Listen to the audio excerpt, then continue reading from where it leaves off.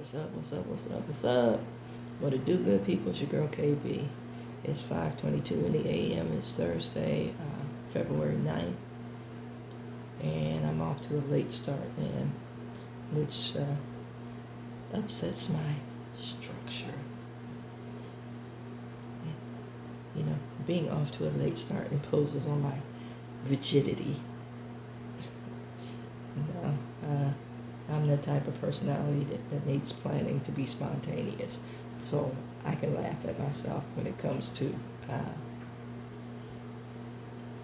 I want to say rigidity. I know some people can't laugh, but I have to because, I get so structured sometimes that it stresses me out. And it's like, what is the point of having structure if it's stressful? Structure is to make things easier, right? So, yeah, it's paradoxical or oxymoronic or, for me, omnimoronic.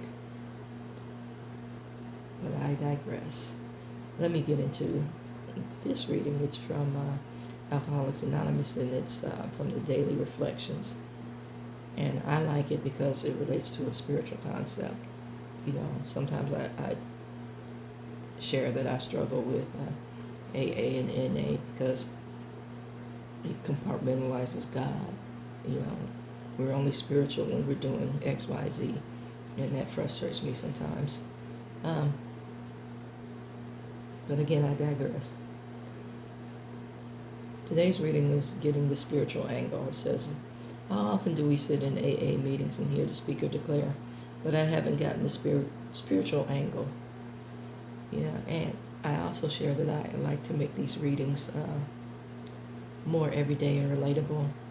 So you don't necessarily have to sit in meetings, but you find yourself seeking, something greater than yourself is how the higher powers identified in AA and NA. So you find yourself seeking a source, something to believe in, something to hope in. And for whatever reason, you're not connecting to it, right? That's basically what this means. It's like, I haven't gotten the spiritual angle. I'm looking for it. I'm waiting for the switch to click. It says, prior to this statement, he had described a miracle of transformation which had occurred in him. Not only his release from alcohol, but a complete change in his whole attitude toward life and the living of it. How many of you are looking for, I want to say, a sense of connection and fulfillment? Your Zen and your Xanadu. I think that could be said of most of us, at a certain age. We're just looking to live in peace, live in comfort, and get through this thing called life with minimal damage. Because life brings its own set of circumstances to our doorsteps. Since it is apparent to nearly everyone else present that he has received a great gift, except that he doesn't seem to know it yet. If you woke up this morning, that's part of your great gift.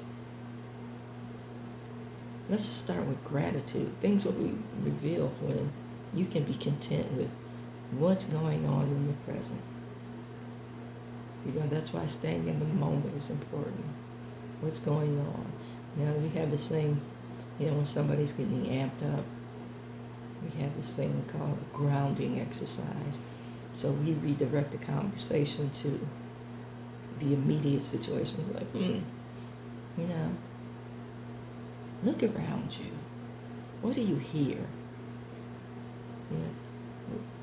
Why is that important, what you hear, And what color is the room?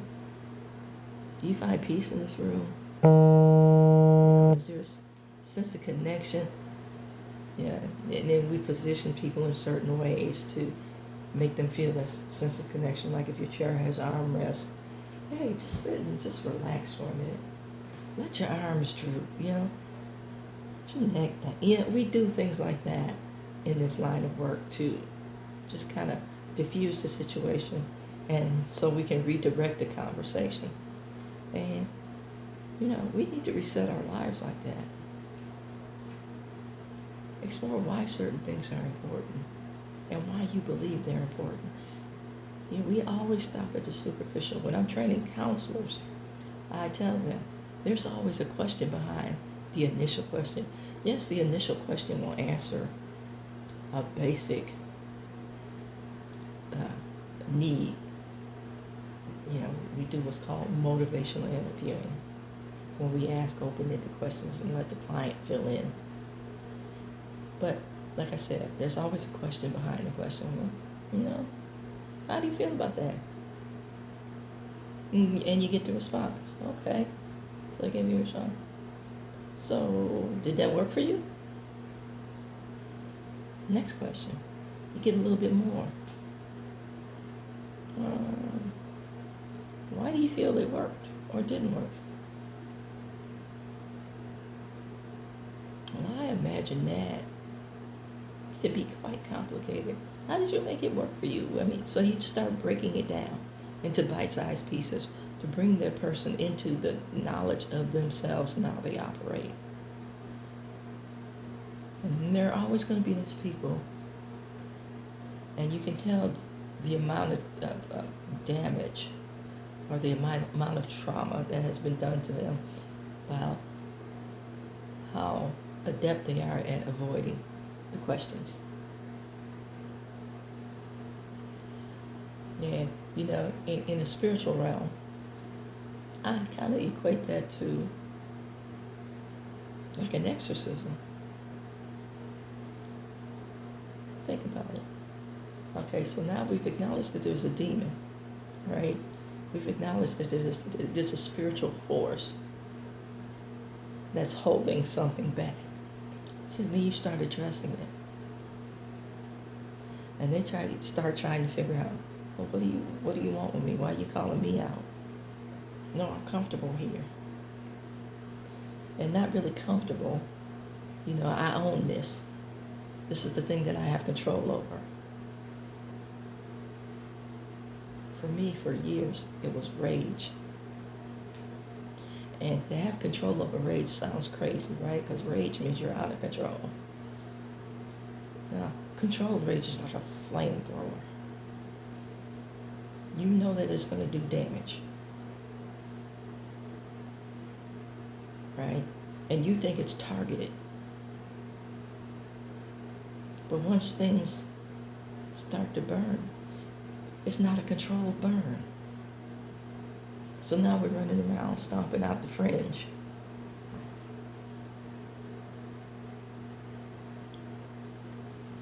That's how many of us live our lives. Are you tired of it?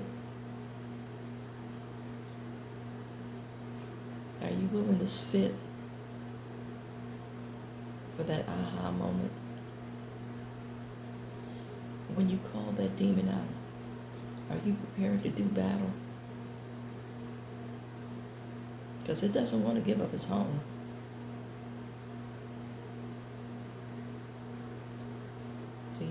See what I did there? All that relates to addiction. All that relates to dysfunctional patterns in life. And again,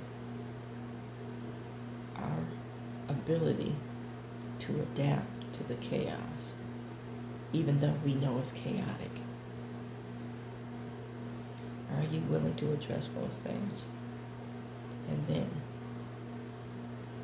what is the armament that you have to do battle? Because that's what a faith walk is. It's disciplining your flesh. As Easter comes up, there's certain countries where they do flagellation. And that's where they beat and mark themselves to identify with the martyrdom, with the suffering of Christ. Right? Most of us live like that.